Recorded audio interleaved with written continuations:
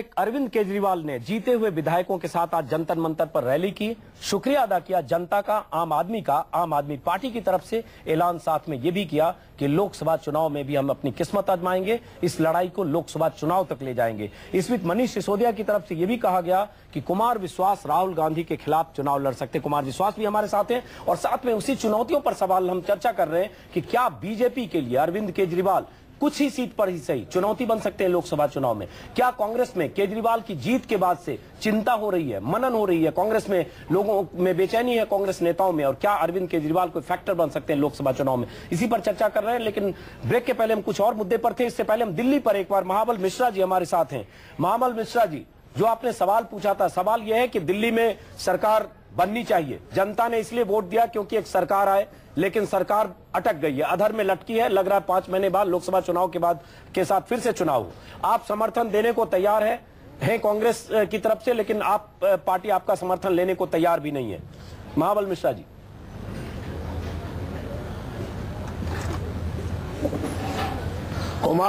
कुमार विश्वास जी से मैं पूछना चाहता हूं, अंजुम जी, जब दिल्ली की जनता ने उन पर विश्वास किया है और 28 सीट उनको दिया है और कांग्रेस पार्टी ने बिना शर्त समर्थन देने की तैयार बैठी है और जदयू के शोएब इकबाल भी दिया, तो ये जनता ने इनको मैंडेट दिया तो सरकार बना के उनके जो इन्होंने वादा किया उसको करने, और मुझे लगता है सरकार बननी चाहिए। 1500 करोड़ रुपया खर्च होता है चुनाव में, दोबारा नहीं, बल्कि इनको जिस तरह से इन्होंने वादाएं किया है, सरकार क्यों नहीं बनाते, मैं इनसे पूछना चाहता हूं। कुमार विश्वास, जवाब दीजिए, सरकार क्यों नहीं बनाते हैं, क्यों अटका दिया आपने दिल्ली में? देखिए महाबल मिश्रा जी, आपका जो अचानक 48 घंटे में स्नेह प्राप्त हुआ है, हम जैसे गटर स्नाइप्स, हम जैसे गाजियाबाद के गैंग वाले, हम जैसे नाली के कीड़े और हम जैसे मानसून पेस्ट, वो उन पे सहन नहीं हो पा रहा है। आज स्वामी रामदेव जी ने भी हमें सुझाव दिया एक प्रेस कॉन्फ्रेंस में कि हमें कांग्रेस से मिलकर सरकार बना लेनी चाहिए। देखिए, पहला मैंडेट जो मैंने बचपन में अपने बाबा से गिनती सीखी थी, जब मैं स्कूल भी नहीं गया था, तो मुझे ये बताया गया था कि 31 जो है वो 28 के बाद आता है। तो मुझे लगता है कि शायद वो गिनती महाबल मिश्रा जी को भी याद होगी, स्वामी रामदेव जी को भी याद होगी, अरुण जेटली को भी याद होगी, और सुधांशु भाई तो बैठे, वो तो बहुत पढ़े लिखे आदमी हैं, सबसे ज्यादा पढ़े लिखे युवा लीडर्स में है भाजपा में, तो उनको भी याद होगी। तो 32 लोग उनके पास हैं और ऐसा पराक्रम ये पहले भी करते रहे हैं। लोकसभा में जिस सुखराम के पीछे भाजपा पड़े हुए थे, हिमाचल प्रदेश में उन्हीं के साथ सरकार बना ली थी, उत्तर प्रदेश में उन्हीं मायावती जी और काशीराम जी के साथ सरकार बना ली थी, जिन्होंने पवित्र जन्मभूमि के बारे में बड़ा अजीब बयान दिया था, और राजा भैया जैसे बहुत महान व्यक्ति को पहली बार मंत्री आदरणीय राजनाथ सिंह जी ने बनाया था। जिसे मुझे लगता है कि अपनी उन ऐतिहासिक यात्राओं से पुनः गुजरते हुए भारतीय जनता पार्टी दोबारा सरकार बनाएगी और अपने अनुभव और अपने कौशल का इस्तेमाल करेगी। सारे शिक्षक सुधांशु मित्तल आपके जी, आप कुछ कहना चाह रहे हैं? मैं यही कह रही थी कि मैं कुमार विश्वास उसमें जानना चाहता, मैं ये पूछता हूँ, हम दोनों पार्टी से पूछना चाहते हैं, हम दोनों से पूछना चाहते हैं, जो उनके पास 32 की आंकड़ा है, वो सरकार बनाए आप बनावे, हम तो आपको समर्थन देने के तैयार बैठे जब सरकार बनाइए। अंजुम जी, जनता आप पर विश्वास बिल्कुल बिल्कुल अजीत अंजुम जी व्यक्त किया, उस पर आप खरा उतरिए। महाबल भाई, आप और भाजपा दोनों मिलकर सरकार इसलिए बना सकते हैं क्योंकि आपके मुद्दे काफी एक हैं। आप आरटीआई पे एक हो जाते हैं, आरटीआई के नीचे नहीं आएंगे, चलिए उसको टिकट देंगे, इस वो होना नहीं, नामुमकिन सी चीज आप बात कर रहे हैं, इस पर आप एक हो जाते हैं, नामुमकिन सी चीज बात कर रहे हैं। आपका अध्यक्ष होता है, कुमार विश्वास जी, आप ये मजे ले रहे हैं, चलिए मैं समझ रहा हूँ, सब लोग समझ रहे हैं कि आप मजे ले रहे हैं, एक नहीं हो सकते। सुधांशु त्रिवेदी जी, पानी दूंगा, जनता को आपने बहुत अच्छा सजबाग दिखाया है, उसी तरह से बीजेपी ने दिखाया 30% बिजली में कटौती करूंगा। आप दीजिए, सरकार बनाइए, हम चाहते हैं आपसे कुछ सीखें, जो कैसे कम करेंगे, हम भी आगे बढ़ाएंगे। चलिए सुधांशु जी, पहले एक बार जवाब आपसे भी बनता है, जो सरकार अटकी हुई है, और जैसा कि कुमार विश्वास ने कहा और इतिहास गवाह है, सियासत इतिहास के जो पॉलिटिकल स्टूडेंट है उन्हें पता है कि इस देश में सरकारें कैसे बनती रही हैं। पहले जोर तोड़, हॉर्स ट्रेडिंग बड़ा पॉपुलर शब्द है, और उसमें सरकारें बची हैं, बनी है, अल्पमत की सरकारें चली हैं, सारी थ्योरी है। क्यों बीजेपी डरी हुई है, क्यों बीजेपी कोशिश नहीं कर रही है? जी बिल्कुल, हम बता रहे हैं। देखिए, ऐसा है कि जनादेश का सम्मान होना चाहिए जनता की इच्छा के अनुरूप। यदि जनता ने आज यह जनादेश दिया है, बोलने दीजिए उनको, आपका समर्थन लेके बीजेपी थोड़ी सरकार, यदि जनता ने यह जनादेश दिया है, जी यदि जनता ने यह जनादेश दिया है कि हमें सबसे बड़ी पार्टी और आम आदमी पार्टी को नंबर 2 की पार्टी बनाया है, हमें तो कोई समर्थन नहीं दे रहा है, तो संवैधानिक दृष्टि से हम बहुमत नहीं सिद्ध कर सकते।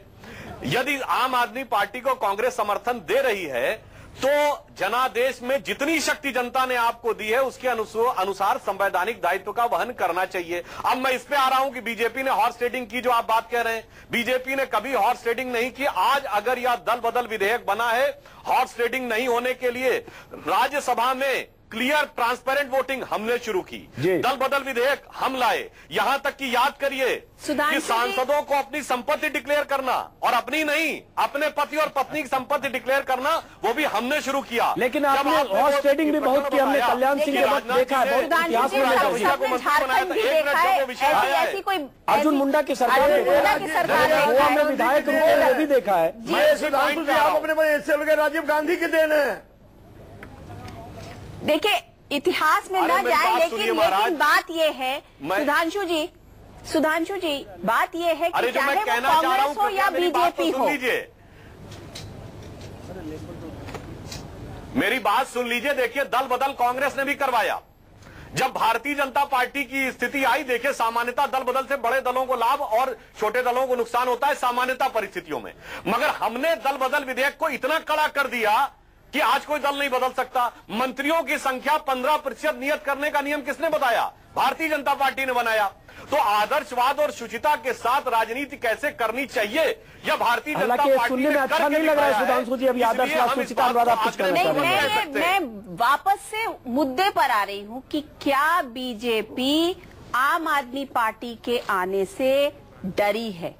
मैं बिल्कुल क्लियर कर सुधांशु जी आपसे सवाल पूछ रही हूँ, क्योंकि आप लोगों ने जिस तरीके से छोटा सा सवाल पूछ लूं। एक मिनट अनुराधा जी का एक सवाल पूरा होने दीजिए, फिर आपके पास आ रहे कुमार जी सुधांशु जी। देखिए जी, मैं अनुराधा जी का उत्तर देता हूं। भारतीय जनता पार्टी वह पार्टी है जब पंडित जवाहरलाल नेहरू का प्रचंड बहुमत था हम नहीं डरे। इंदिरा गांधी के आपातकाल के समय में जब सारे संवैधानिक अधिकार खत्म कर दिए गए, उस लड़ाई में भाजपा सबसे प्रमुख घटक थी। राजीव गांधी की 400 की मेजॉरिटी की सरकार से हम नहीं डरे। तो ऐसी कौन सी जब राम जन्मभूमि मुद्दे पर लाठी गोलियां खा के नहीं डरे, तो ये कहना कि भारतीय जनता पार्टी डर गई है, ये भाजपा की गरिमा और इतिहास के साथ न्याय। अच्छा चलिए मैं दूसरा सवाल पूछ रही हूँ सुधांशु जी, ये बताइए कि क्या आपने कुछ सीखा इन चुनाव के नतीजे से? आम आदमी पार्टी से कुछ सीखा? कोई सीख? देखिए हमने सिर्फ ये सीखा कि यदि सत्ता में रहकर कोई दल सत्ता के मद में किसी भी सीमा तक जाकर समस्त संवैधानिक एपरेटस को किनारे करता है तो जनता का आक्रोश किसी भी दिशा में फूट सकता है, किसी भी दिशा में फूट सकता है, और कई बार वो नियंत्रित भी हो सकता है, कई बार वो अनियंत्रित होकर भी जा सकता है। यह निष्कर्ष समझना चाहिए। और जब भी कभी हमारी सत्ता आई तो हम उन संवैधानिक व्यवस्थाओं में जनता के विश्वास को पुनः बहाल करेंगे जिस अविश्वास को ध्वस्त करके कांग्रेस ने इस प्रकार की परिस्थिति का निर्माण किया है। चलिए कम से कम पॉलिटिकल टीचर आम आदमी पार्टी आप लोगों के लिए हुई। कुमार विश्वास आप कुछ पूछना चाह रहे हैं? मैं एक छोटा सा निवेदन सुधांशु जी से करना चाहता हूं कि जिस राजनीतिक शुचिता और मर्यादा को हमारी घोषणा के बाद कि हम बिना किसी समर्थन के रहेंगे, ना देंगे ना लेंगे, उसके लगभग शाम को आप लोगों ने कहा कि हम भी ऐसा ही करेंगे, हम उसके लिए बहुत आभारी हैं। हमने कहा 70 मैनिफेस्टो बनाएंगे, आपने भी कहा बनाएंगे, लेकिन आप बना नहीं पाए। क्या सुधांशु जी आज न्यूज 24 पर देश को यह भरोसा दिलाएंगे कि अगली बार चाहे लोकसभा हो चाहे राज्यसभा हो, किसी भी चुनाव में अगर भाजपा के वोट कम पड़ेंगे, सीटें कम पड़ेंगी, तो वो हॉर्स ट्रेडिंग नहीं करेंगे, वो अपनी पार्टी में किसी को नहीं मिलाएंगे? बहुत इंपॉर्टेंट सवाल है सुधांशु जी, जवाब दीजिए। अगर 25-50 सीटें नरेंद्र मोदी के लिए कम पड़ती है तो आप जोड़ तोड़ करेंगे या नहीं? नया गठजोड़, नया समीकरण बनाएंगे या नहीं, जिसके लिए आज आप सुचिता का हवाला दे रहे हैं? सुधांशु जी बहुत अहम सवाल है। जिनके खिलाफ चुनाव लड़े हैं उनका समर्थन नहीं लेंगे, ये कह दीजिए। मैं आपको पूर्णतः आश्वस्त करना चाहता हूं कि भारतीय जनता पार्टी को अगले चुनाव में हमारा विश्वास है कि 272 सीटें प्राप्त होंगी। यदि किसी कारणवश ऐसा नहीं हुआ तो हम राजनीतिक उद्देश्य के आधार पर ही, राजनीतिक एजेंडे के आधार पर ही किसी के भी साथ किसी भी प्रकार की बातचीत करेंगे। ये क्या सवाल हुआ? नहीं करेंगे। सुधांशु जी, आप कमिटमेंट नहीं है, नहीं लेंगे। कमिटमेंट नहीं, बहुत अहम बात है। यह है कि गठबंधन की सरकारें चलती रही है। 96 में कोशिश हुई, वाजपेयी जी 13 दिन के बाद वापस लौट गए शपथ ग्रहण के बाद। 98 में दर्जन भर से ज्यादा पार्टियां थी, 99 में सरकारें बनी। क्या आप ऐसी कोशिश जो गठबंधन आपके साथ चुनाव के पहले है, चुनाव के बाद नए पार्टनर के साथ सिर्फ सरकार में आने के लिए आप करेंगे या नहीं जिसको जोड़ तोड़ कहा जाता है सियासत में? सुधांशु जी साफ साफ। बिल्कुल, मैं बता रहा हूं। आपने वाजपेयी जी का याद दिलाया। 1999 में हमारी सरकार 1 वोट से गिरी थी। हम सत्ता में बैठे थे, 1 वोट से गिरी थी। अटल जी ने संसद के पटल पर कहा था कि ऐसा नहीं था कि माल मार्केट में अवेलेबल नहीं था, बिकाऊ नहीं था, मगर हम खरीदने को तैयार नहीं थे। अटल जी के उस वाक्य को, उस आदर्श को हम सदैव चरितार्थ करके रखते हैं। मेरे प्रश्न का उत्तर नहीं दे रहे। इस प्रकार की चीज में आप सवाल का उत्तर नहीं दे रहे थे कि उस पर बात करेंगे तो हम ममता बनर्जी के आर्म ट्विस्टिंग में लड़े हैं और जॉर्ज फर्नांडिस की बात करेंगे, लेकिन उस पर हम खिलाफ भाषण दिए हैं, चले जाएंगे। उनके साथ नहीं आएंगे ये कहिए। उनके साथ सरकार नहीं बनाएंगे जिनके साथ लड़े हैं। नवीन पटनायक के खिलाफ आप लड़ रहे हैं, चंद्रबाबू नायडू के खिलाफ आप लड़ रहे हैं, आप माया ममता जयललिता के खिलाफ लड़ रहे हैं। आप कहिए कि इनके साथ नहीं बनाएंगे सरकार क्योंकि इनके खिलाफ चुनाव लड़ रहे हैं। सुधांशु जी, मैं कुमार विश्वास जी को एक चीज याद दिलाना चाहता हूं। जो मैंने कहा, बहुत सी चीजें राजनीतिक अनुभव से आती हैं।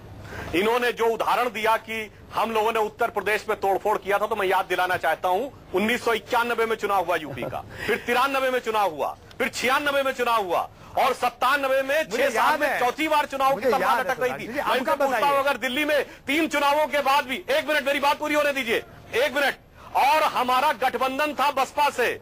बसपा ने 21 सितंबर 97 को हमको समर्थन दिया, 1 महीने बाद समर्थन वापस ले लिया। हमने नहीं तोड़ा, सब दल टूट गया। उसके बाद आपने क्या किया? उसके बाद राजनाथ सिंह जी वहां अध्यक्ष थे यूपी के, कल्याण सिंह मुख्यमंत्री थे, कैसे खेल हुआ 2 दर्जन 3 दर्जन विधायकों का, लेकिन फिर हम इतिहास में जा रहे हैं। सुधांशु जी, कुमार विश्वास जी से पूछता हूं, 1 मिनट, मैं उस इतिहास से, मुझे वाक्य पूरा करने दें। मैं कुमार विश्वास जी से पूछता हूं, यदि 3 चुनावों तक कमोबेश हंग असेंबली आए दिल्ली में, तो आप क्या करेंगे? हर साल चुनाव करवाते रहेंगे?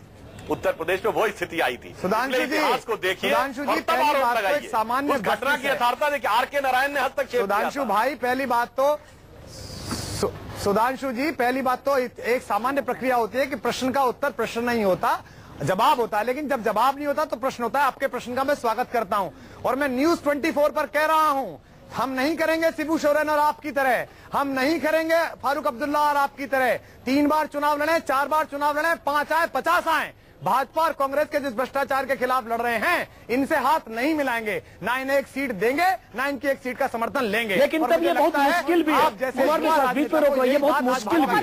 इसका मतलब हम हंग असेंबली हर बार देखेंगे, हर बार चुनाव में जाएंगे, इसका मतलब 3 साल में 3 चुनाव हो सकते हैं। नहीं आएगी राजनीति में कुमार विश्वास कई बार एक पॉलिटिकल कंपल्सन भी होता है कि आप एक ऐसा समीकरण बनाते हैं ताकि चुनाव, लोकतंत्र में चुनाव बार बार ना हो, जनता पर, सरकार पर बोझ ना हो और एक चुनी हुई सरकार मिले। अनुराधा जी, मुझे लगता है ये सिचुएशन बहुत हर बार पेच फंसना क्या सही है?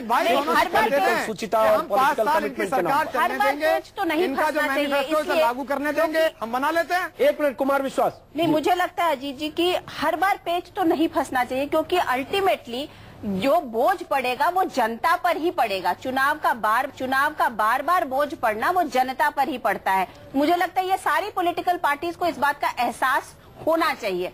ये जरूर है कि राजनीति में शुचिता एक इम्पोर्टेंट एस्पेक्ट बन के उभरी है और इस बात को हर पॉलिटिकल पार्टी को समझना चाहिए। और कहीं न कहीं वो आप से भी हुआ है, एक लोगों को लग रहा है अभी तो जोड़ तोड़ नहीं कर सकते। और वो चीज जो है वो जिसे कहते हैं कि आप अपने डेफिनेशंस जो है, आपकी जो सोच है, आपको जो नजरिया है, उसको आम पब्लिक में पहले दिखाएं, बताएं और उस पर कायम रहें। प्रॉब्लम जो होती है वो पॉलिटिकल पार्टीज का ऐसा हो गया है कि वो कहते कुछ है, सोचते कुछ है और करते कुछ। और चुनाव के बाद तो कई बार, चुनाव के पहले जिसको दुश्मन मानते हैं, चुनाव के बाद दोस्ती होती है। सुधांशु त्रिवेदी जी, अपना जवाब पूरा करें अगर कुछ कहना है आपको। देखिए, अभी कुमार विश्वास जी ने कहा, शिबू सोरेन जी का नाम लिया। मैं बताना चाहता हूं, बिल्कुल स्पष्ट सा, शिबू सोरेन जी ने 1 करोड़ रुपया लेके अपने अकाउंट में डाल लिया, कोर्ट से कन्विक्टेड हो गए, उसके बाद भी 20 साल से लगातार चुनाव क्यों जीत रहे हैं। उन्होंने टीवी पे खड़े होकर बोला था कि अगर मैं दिल्ली में बैठा आदमी सैकड़ों करोड़ रुपए ले लेता, मैं गरीब ट्राइबल हूं, 1 करोड़ ले लिया तो मेरे पीछे पड़ गए। बड़का बड़का आदमी इतना लेके चला जाता है।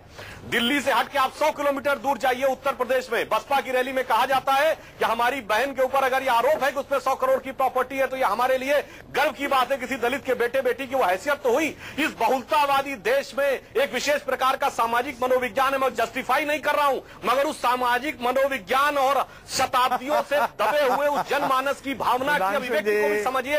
इसलिए बहुत दयनीय लग रहा है सुधांशु भाई, बहुत दयनीय लग रहा है। 20 साल से लगातार शिबू सोरेन क्यों जीत रहे हैं? आप इतने पढ़े लिखे राजनेता, बहुत दयनीय लग रहा है आपका। मुझे सुधांशु जी मुझे लगता है कि राजनीति और राजनीतिक सोच में एक बदलाव आ रहा है और उस बदलाव को हर पॉलिटिकल पार्टी को समझना चाहिए और अपनाना चाहिए। नहीं अनुराधा जी मेरी बात एक और होने दीजिए। 2003 में उत्तर प्रदेश में ताज कॉरिडोर में चार्जशीट होने के बाद हमने मायावती सरकार से समर्थन वापस लिया और 2007 में मायावती को स्पष्ट बहुमत मिला। नहीं उसके पास में जाएंगे तो 2003 के पहले इतना लाख जीते होने के बाद 96 में 97 में इतना सर फुटअव्वल होने के बाद, इतनी बड़ी संख्या में दल बदल होने के बाद उसी मायावती के साथ आप फिर सरकार में आए। तो आप अतीत जाएंगे तो आप जिसके साथ एक बार जिसको कहते हैं लात जूते होना या सर फुटअव्वल होना, उसके साथ सरकार बनाते हैं। मुझे लगता है कि हर पॉलिटिकल पार्टी को अतीत में नहीं जाना चाहिए, खास करके 2 पॉलिटिकल पार्टी, क्योंकि हर किसी ने कुछ न कुछ किया है। मुझे लगता है जो बीत गई तो बात गई और आगे की सोचनी चाहिए। मुझे लगता है हर पॉलिटिकल पार्टी में ये सोच आनी चाहिए कि हम किस तरीके से और कैसे किस पैमाने पर खड़े हैं। चलिए, आप सभी मेहमानों का बहुत बहुत शुक्रिया। मैं मानता हूँ सुधांशु जी आपके पास कहने को बहुत कुछ है लेकिन वक्त की कमी है। कुमार विश्वास, वक्त की कमी है, आप आए इसके लिए बहुत बहुत शुक्रिया। सुधांशु जी आपको जल्दी जाना था लेकिन आपको मुझे लगता है बातचीत में आपको भी मजा आया, अपनी बात आपने कही, इसलिए आप हमारे साथ रहे। महाबल मिश्रा जी आपका भी बहुत बहुत शुक्रिया। सभी मेहमानों का बहुत बहुत शुक्रिया।